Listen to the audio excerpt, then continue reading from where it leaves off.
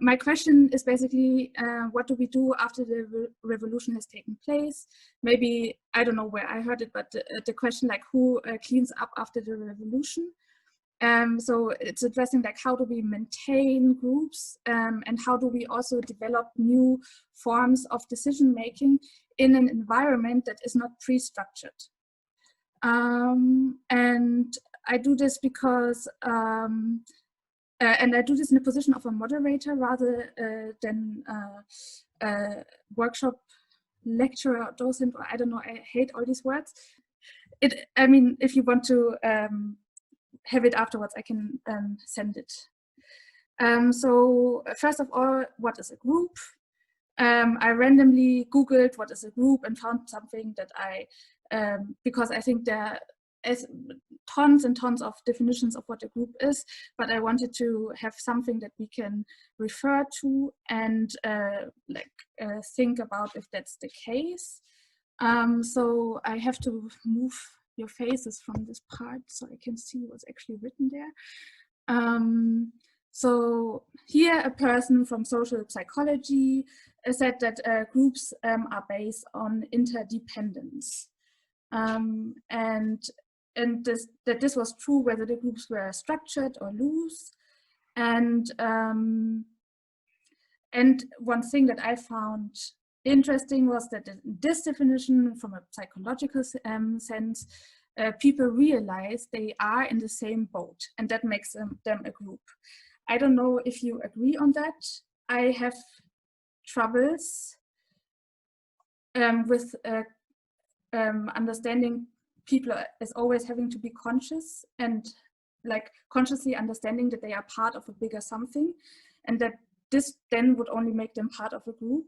So I think I partially don't agree on this definition, but this is also more like an operational thing to think about what do we think what a group is.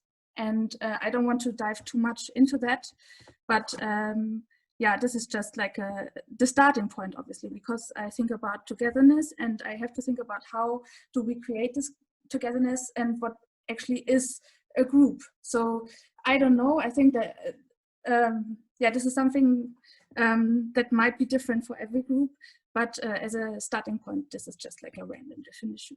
So please, of course, if you have a better idea and it comes to your mind immediately, please just throw it into the forum. And if not, I will go on and introduce you to some words I'm going to use because, and which I hope we are going to use in the framework of our discussion.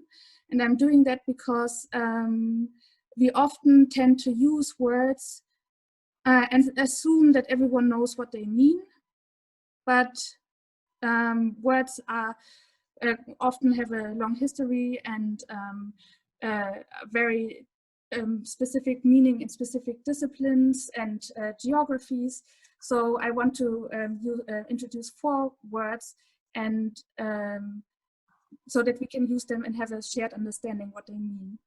So and that we in the further, like if you were to discuss further about groups, for example, that you all know the definition, at least of me, and then you can disagree or agree in your later conversations. So the first one is collective, and collective for me is any form of group or togetherness. So it's kind of like the if you see the single entity, I don't want to use the word of individual, but if you see one person, as soon as it's more than one person, it's the collective in some way or another. So it's about, yeah, that's how I use collective. It's not about like an art collective or another form of collective that is also used when we describe forms of working together. The collective is a more abstract word for me. So agency, I have notes for that because I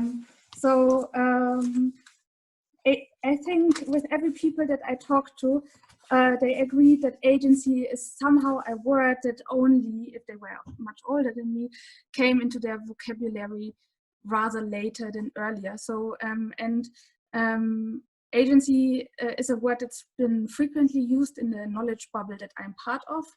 And I'm not sure if everyone knows what they are talking about. So when I talk about agency, I talk about the ability of someone to form a will, and also the capability of this person to act on this will. So that means you have to have the consciousness to form a will or whatever. You have to believe that you actually can have an individual will. And then you have to be unlimited in doing that. So that means you have to have no like internal limits. For example, if you're depressed, sometimes you're limited in your range of actions because your internal limits, but then also external limits, like, for example, state citizenship and so on. So since agency is so connotated so positively in so many ways, so often I am really opposed to that. I think agency, in the way it is defined in that way, is a very colonial way of thinking of how people interact with the world. So yeah, but just to introduce agency. So, and then collective agency would be that like a social entity, like a compound of people, would be able to form a will together and to execute this will. So, and again, the same things apply. First of all, how is it possible to have a shared will at all? And is it possible to execute this will? These are the limits of collective agency. I asked two questions on the chat. What you said between the collective, it makes me think of community. This is my definition of community. The difference between community, you say, is that maybe communities have more ritual that help the group stick together. And what you tell is collective, this was agency, and what you say is collective agency, the capability and possibility of group people to have a will together. In France, we call that conscience de classe. It's a kind of like Marxist notion, isn't it? And we call that conscience de classe, and we're talking a lot about this. So what's the difference between the class conscious and the collective agency? Okay, so class consciousness, I mean, as you say, I think that it is very much deriving from the concepts of the existence of class in general. So I would say, I mean, I think the words are similar, but it's just that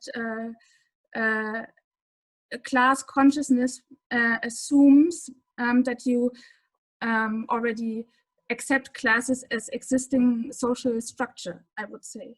But I think in the end, it's because a class is also a collective. But there are other forms of collectives too.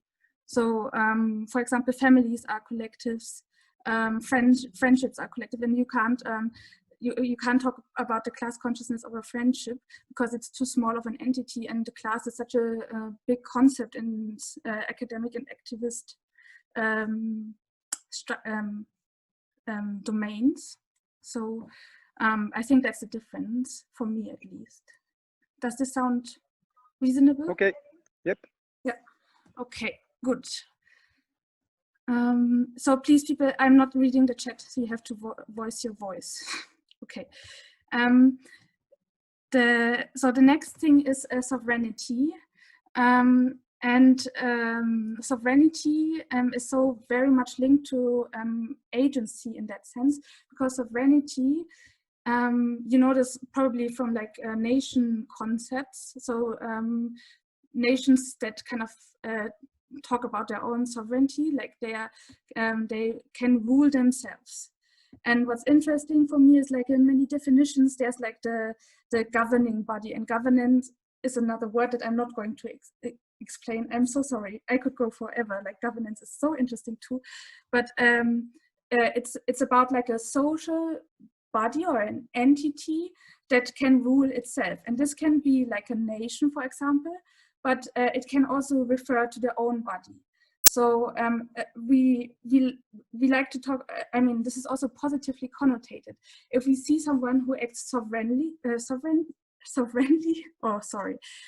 we most of the times perceive this as something positively. So the person owns themselves. I think this concept is also a bit to be looked at critical, because there are many bodies that don't react, like people can't own their bodies in that sense, because there are different kinds of illnesses, and where you, for example, can't direct your body. And there are different occasions in which you can't own your body or direct your body, which is, for example, also if you're a migrant from a marginalized country, you are not free to move your body the way you want. So you will never reach this ideal of sovereignty. So from this idea of agency, it's such the exclusion is already so big that I can't. That I have to look at it with a lot of criticism. Yeah, but still, this is so important in group methodology that I have to introduce it as a concept. And then the last word in this like glossary section is authority. So the power to influence or command thought, opinion, or behavior. I don't know how it is for you, but for me, authority is always something that I was opposed to. Coming from my specific background and my bubble.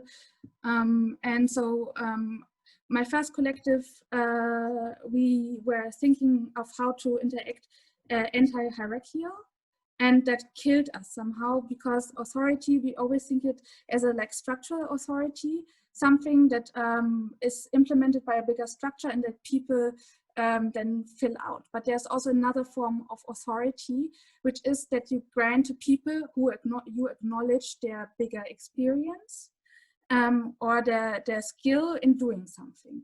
So authority is actually a very handy tool to think about group dynamics, because if people are just good in moderating, for example, and this is not where you just good at, you learn this also, then people, it's sometimes good to grant authority to them.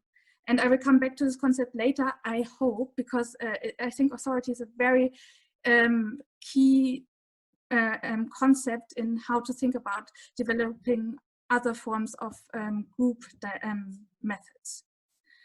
Okay, group exercise. So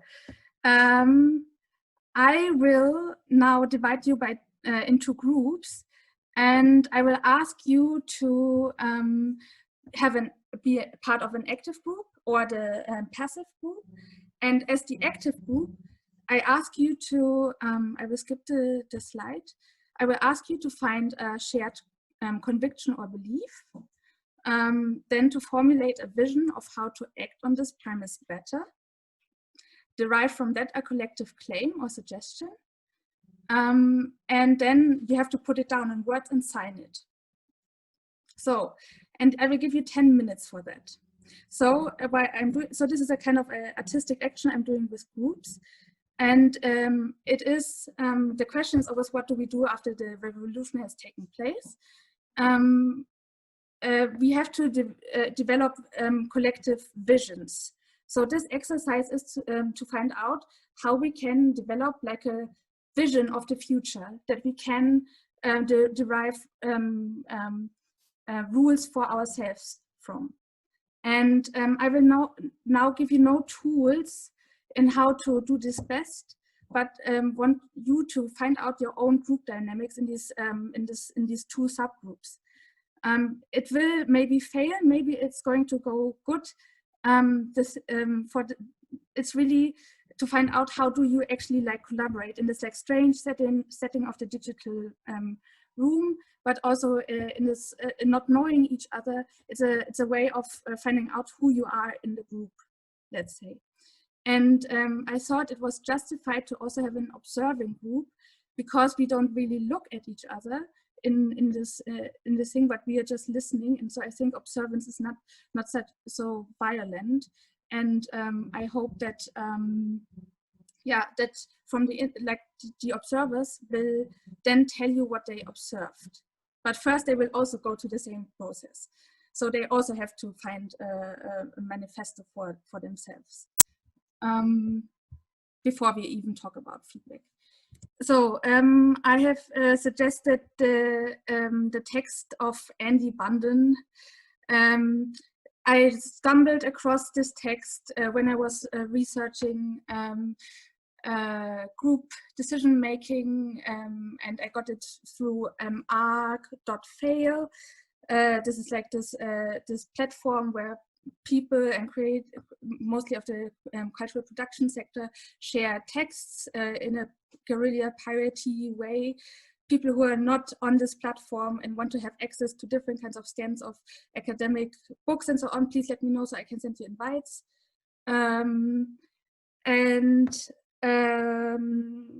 It's a guy, it's a white guy, it's a Australian Marxist who has academic artist parents, and he has a website, and he has a sub website about his mother, which I find very charming, because kind of like he's not following like the academic tradition of mystifying your own persona, so I kind of trust him. But also the text was very much what I needed at the time and still need, and I hope you will also need it in the future.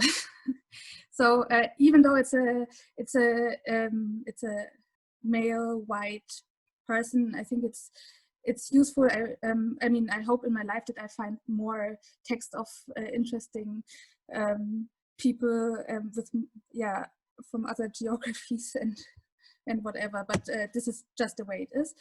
And I have Nelly sent you the text, but I don't assume that you have read it, and that's why we're going to read parts of it together. And to activate you, I will appoint everyone to read a passage. I don't know if if everyone will have their turn, but this time we start from the top. So I would ask you, Anjali, to read out this paragraph, if that's possible. You can also skip if you don't want. Just read out on the screen. Yeah. Yeah. Out loud, right? Yeah, exactly, for everyone. Remarkable then that the left, which agrees on a very wide range of social issues, from economic inequality and freedom, from discrimination to protection of the commons, is sharply divided on the question of collective decision-making. Especially since the emergence of the alter-globalization movement, traditional decision-making procedures and structures of the social democratic and labor movements have been criticized for being intrinsically hierarchical and exclusionary.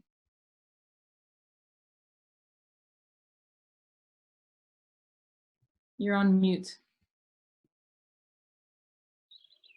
Thank you. So this is where we are. We are somehow in the political left right now.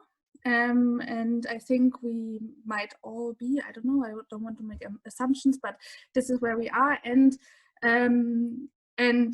this is also the topic, in how far our decision-making process is hierarchical and exclusionary.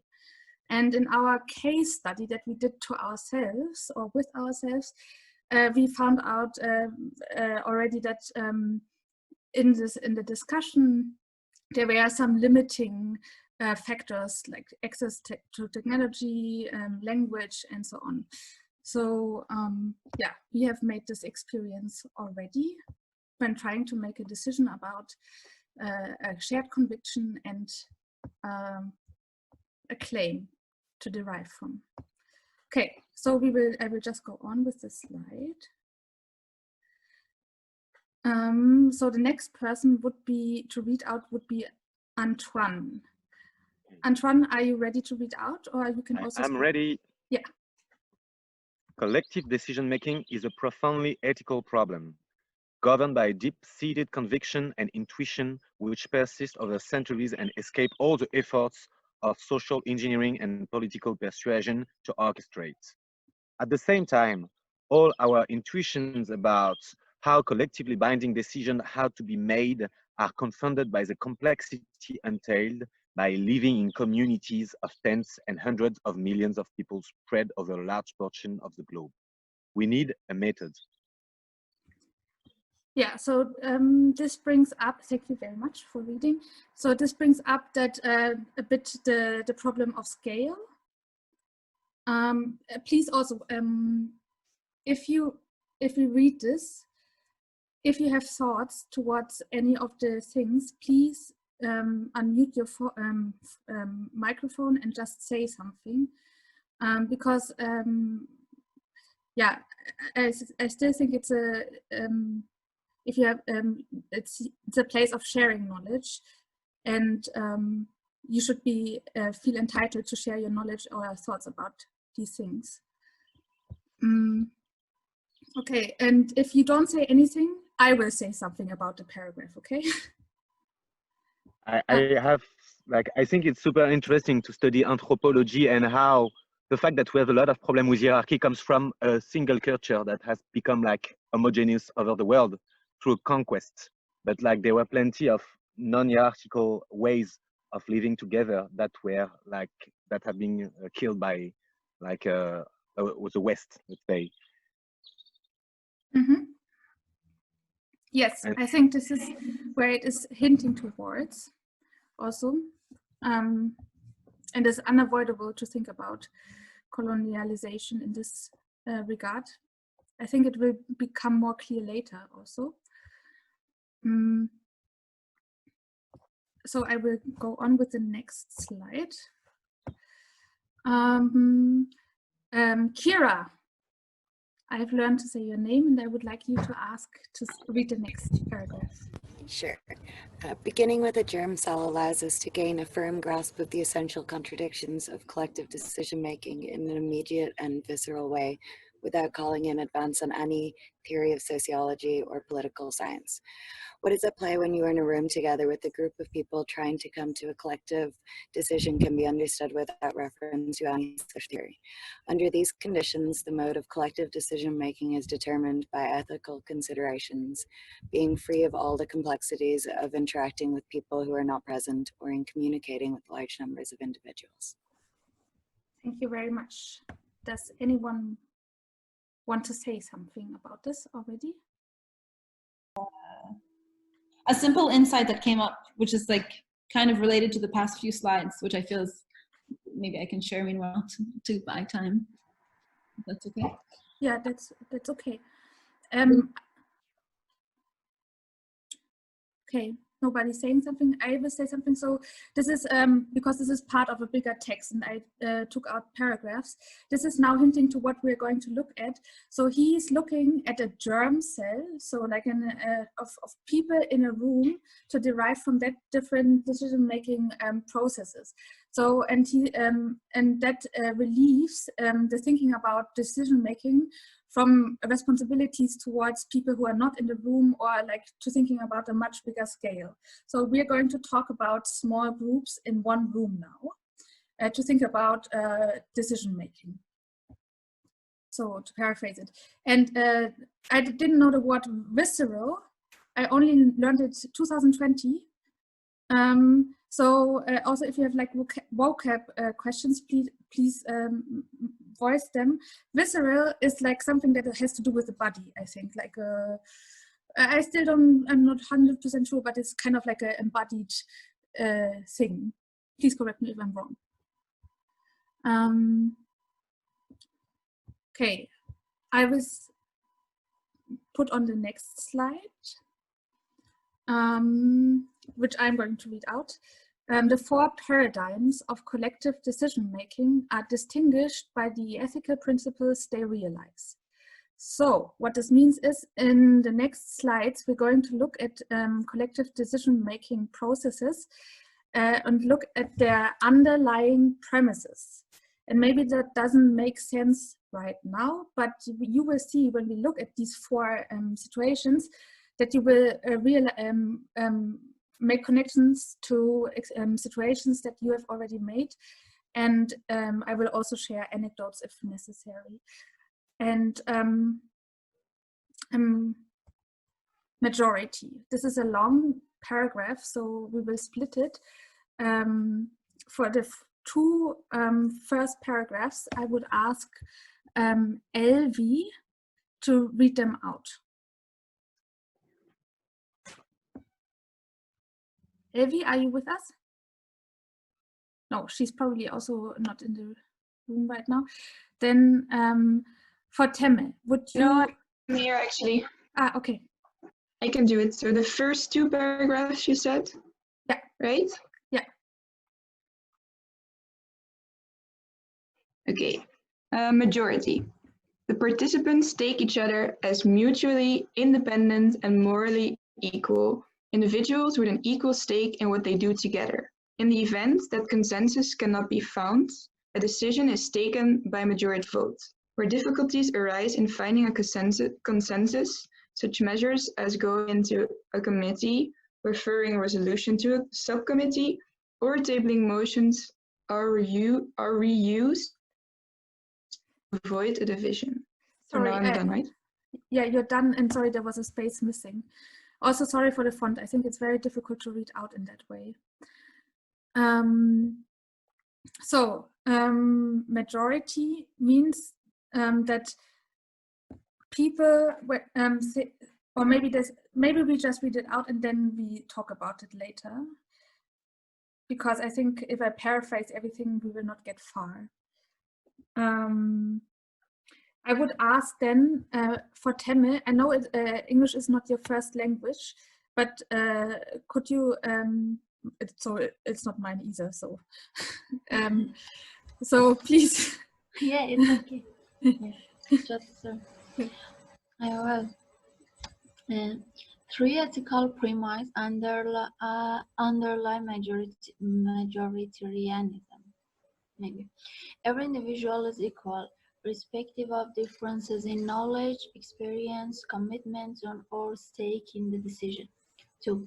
Every individual is sovereign and is bound by the majority decision through their free participation in that decision. And 3. A minority has no right to dictate to or obstruct a majority. And the next paragraph? Yeah, to the next part. Yeah. Yeah. The participants are probably members of some voluntary organization or delegates to some governing body. Minority views are always tolerated, but actual respect for minority views is not essential to majoritarianism. Thank you very much. I forgot to say something about this text. So he has made a historic analysis of decision-making processes and derived these concepts from those processes that have already taken place. It's not that this is like it's a basic human way of doing decisions, but it's the result of his analysis of decision-making processes, which were all in the global north. Just for you to be super aware of that. And majoritarianism, I mean, this is how I was raised in school. If you want to make a decision, you make a hand vote, or like you put your name into a ballot. So I didn't even know that there were other ways of voting, of making a decision. So majority is so implemented also in democracy and so unquestioned, even though it has it really assigns to everybody that everybody has the same capabilities and abilities and is not limited by structural disadvantages or something. So I think we have to rethink majoritarianism, but how to do that, I hope we will find out.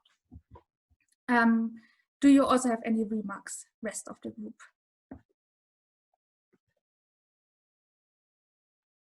Okay. It's super easy to cheat on this because you just have to deny other people a citizenship. Like that's what men did for women. That's why like the North did for the South, and then you can have your majority, but only with those who agree with you, and you deny the other any dignity. So you can cheat on majoritarianism really easily. Great point. We see now with migrants with this.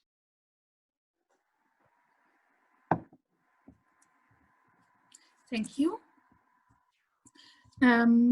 Yeah, I agree, but this is also not my position to say that.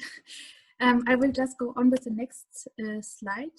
So I have put like, I don't know if I've put this so for us to remember what are the paradigms and numbers of this in this like nifty overview on the left. Majority is there, and now we go to consensus. And consensus will be read out by Gaspar, if he's willing to.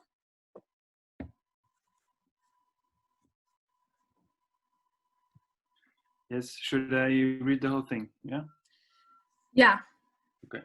Unless you get bored or tired, then I guess. Consensus. A decision may only be made to which every individual participant may freely consent. In rejecting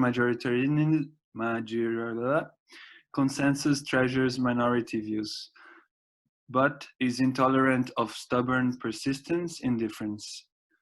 In coming to a decision, consensus places no value on plurality other than unanimity. Whether or not individuals are equal is not an issue for consensus. For individuals are not commensurable with one another. Okay. There are two main currents within consensus which are distinguished by the tendency to reach consensus by proactive debate or by the use of silence and attentive listening. In either case, it is essential for consensus that time is no object. All forms of consensus, however, use measures such as straw votes to guide discussion and allowing dissenters to stand aside to resolve a deadlock. Thank you very much. Sorry for the rhythm. Oh, I think it's very difficult to read, and I must say I don't fully understand the first paragraph, just as a disclaimer, because I've never bothered to look up anonymity. Sorry, but the way if I may. Okay, if I may, because you said it, I'm thinking the first paragraph sort of argues for the previous paragraphs you're talking about equality. So I think this paragraph sort of argues for if individuals are commensurable. So I think all we have to find out is equality the same as commensurable, I guess. Which is we go with counsel. So we have now a consensus, majority, the M word, and counsel. And the person reading out counsel would be, now you've rearranged in my list again, Evie, if she wants. Yes. Counsel. One of the participants, the CEO, the king or queen, or the abbot perhaps, takes the advice of the other participants, but bears sole moral responsibility for the decision. Counsel requires that the voice of every participant is attended to, but specifically rejects the notion of equality among participants. The ethics of counsel is a virtue ethics, which requires certain characteristics of the chief in particular. Because counsel places moral responsibility for the decision on one respected and well-informed person, it is eminently capable of achieving rational decisions and should not be belittled for its lack of democratic sensibilities. And nor should it be discounted as a collective form of decision-making.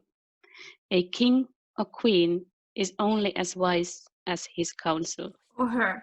I'm sorry. I had to get some gender diversity and not like even full gender diversity, but yeah, thank you very much for reading out. So, remarks, comments already?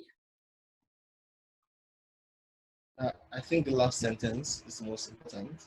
The king or queen is only as wise as his or her counsel. I think that's very important. So I would like to say something about counsel, because I think this is like, for me, why I introduced you to all of this is actually to introduce you to counsel. Because I think one step of overcoming the differences in knowledge, differences in bodies, differences in ability, in the first step of making decisions, before you can implement any other form of methodology, is that you have some kind of moderation. And in our group exercises, we saw that in the first group, as there was no moderation really, or there was of course no time to get there, but there were super many beautiful things happening, but no possibility to reflect on that, because there was nobody wrapping it up or putting a meta perspective on that. And in the second group we had moderation, but the moderator, Michaela, felt awkward about claiming her space as a moderator. But then it also smoothened the process a little.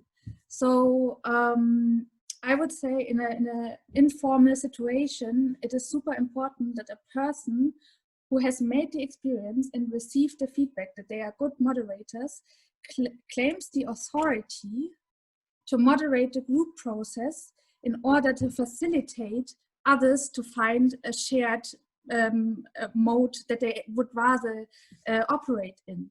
So the first step to overcoming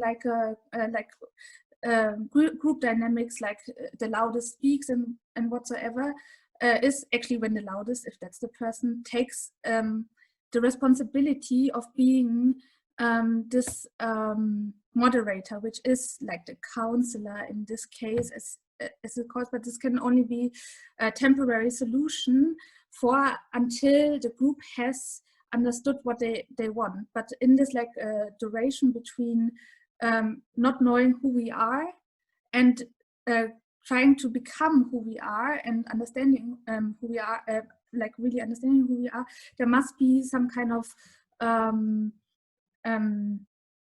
facilitator of this group process to happen. So and therefore it's important that people know if they are good moderators, that they learn how to become moderators, and that they use their skills to help the group to understand themselves. So Michaela, I think it was good that you took it on, and it was for me the hardest lesson to learn, that I'm actually like a super loud person, but the best way for me in groups to interact is as a moderator, actually, because I can use my voice to facilitate the voice of others. And so over the duration of a time, I would first be a moderator and then later be something else. Dependent, of course, if I have to be, because sometimes also there's another person doing that. And sometimes also the moderation comes from an institution. For example, Nelly would probably do most of your moderation. This is also something that you could, as a group, get a position towards and say, actually, we don't want it. And Nelly is not she doesn't really want to be this person, but she also doesn't trust the group to do it on themselves. So she's deeply distrustful of group processes to be able to organize themselves. Let's say, it's just for you as an anecdote, and also to deal with her role. You can take her crown if you want to. She's happy. I was going to add something to this, which is related to the earlier talk from today about the nightmare. And he mentioned that on a board or like on this group, you cannot, it was on the museum night. So the board of the museum night cannot stay the same, or the person cannot stay for longer than 3 years. So then you always have like a shift of ideas and thoughts in it. So the mediation process could happen somehow similarly. So we all develop our skills as mediators, but also we guide conversations differently. Of course, we always bring something from us to it. Yeah, I want to add that I also find it really important to maintain a sense of like fluidity within these kind of like role situations, a different perspective on what the situation is. So, I mean, like, it's important to maintain the structure, but also. You were cut out for the last word. It's important to maintain the structure, but also to break it. Mm-hmm. So, and this is actually, as we will see, hopefully still, one of the difficulties, because if you want to get from this like germ cell of decision making to a greater time scale or scale in people, this is exactly the problem of how to implement the dynamics in a way that there can't be like a stagnation, or like that the oppressive patterns that develop automatically are broken through the structural implementation from the beginning. So yeah, that was very abstract, but that's the difficulty. Okay, so we will go on with the last of the 4 paradigms.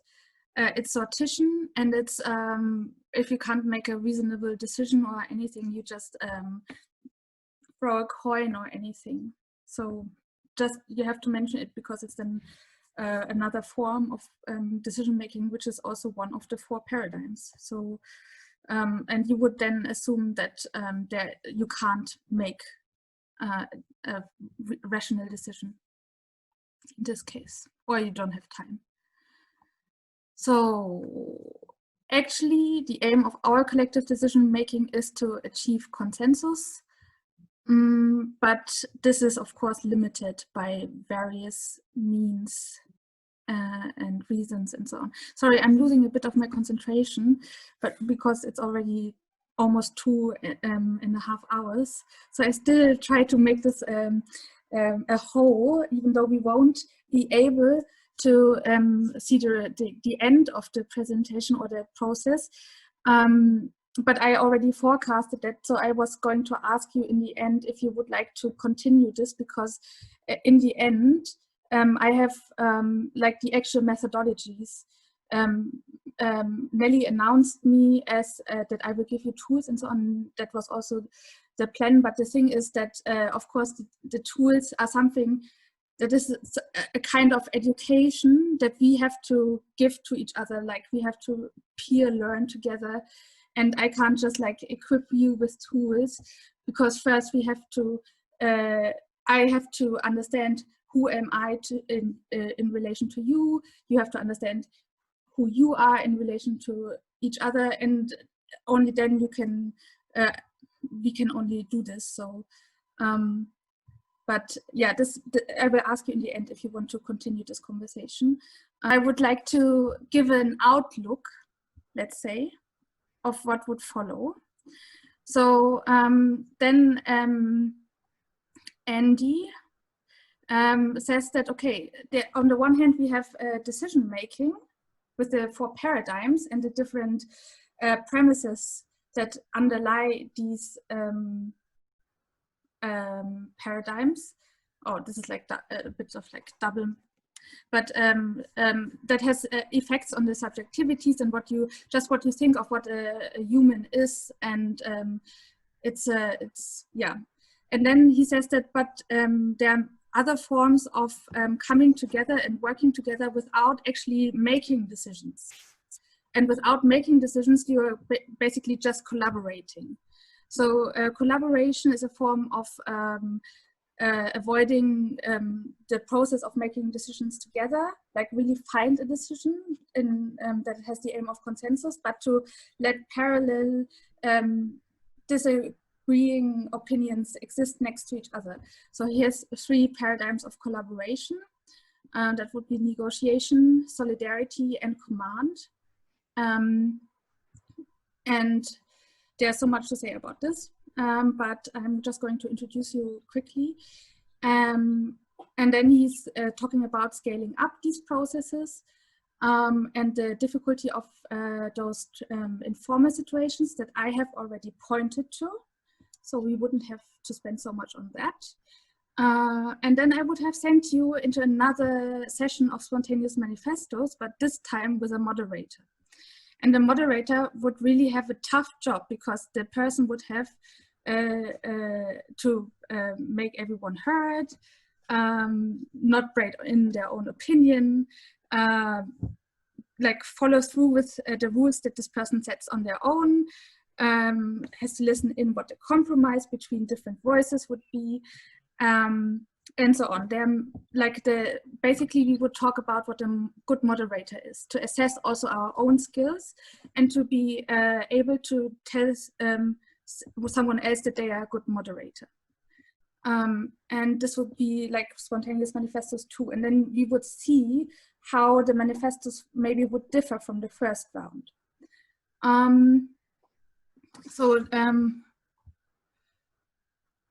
Here's just like the slide with the with more information. So, and then I would introduce you in which tools I'm interested and what they would,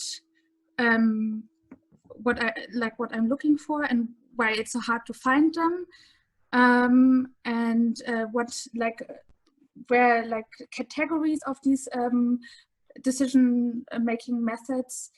And then I would introduce you to the decision-making tool that's called affidamento, systemic consensing, some reflection on disability, nonviolent communication. Anna is an expert in that. I heard that, so that would be really great to talk about this. Then does theater feedback method that I would like to speak to. And then there would be more, but I have ended this here because I thought this is so illusionary that we would get there.